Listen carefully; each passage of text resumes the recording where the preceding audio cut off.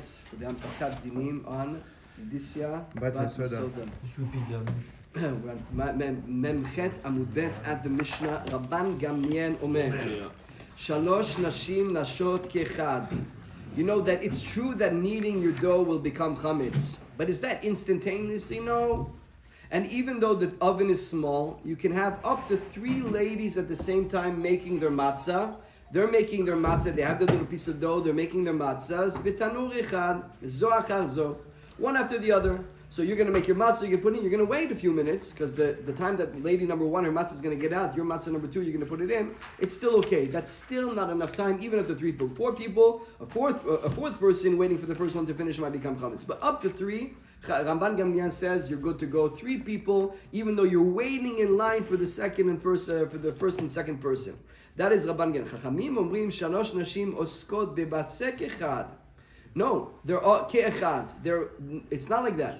They're allowed to be working the dough. Achat lasha, v'achat orechet, v'achat ofa. It's in a little bit of a little bit of a downtime before the second one starts. The first one starts. You're kneading. As soon as the first one stops, but what is kneading? Kneading is the dough together. You get the flour and the dough together, you're kneading. Once the first one has stopped kneading, what is she doing? She's braiding the bread. That's called orechet. What does it say over here? That's called orechet. She's braiding the bread. She's shaping it. There's first to make it into a nice dough, and then you shape the dough which way you want your bread. So the first one is kneading. When she's finished kneading, she goes into shaping the bread. The second one can start kneading. She can put the water with the flour, and then when the other one goes to baking, then the third one can start. So you have 1 baking, 1 shaping, 1 kneading. That is the proper way. So that when one is finished baking, the second one goes in and the third one goes in. That's the proper way to do it.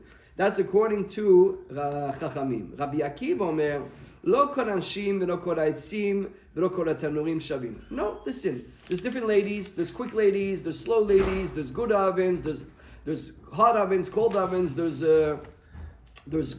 wet wood. There's dry wood. Listen, what's the rule? The rule is zaklam. Tafach tiltosh bitzonen. As soon as it starts to puff, now you have your dough. What happens is when it's going to start to become chametz, it's going to start to puff. When you see it starting to puff, cold water on it right away.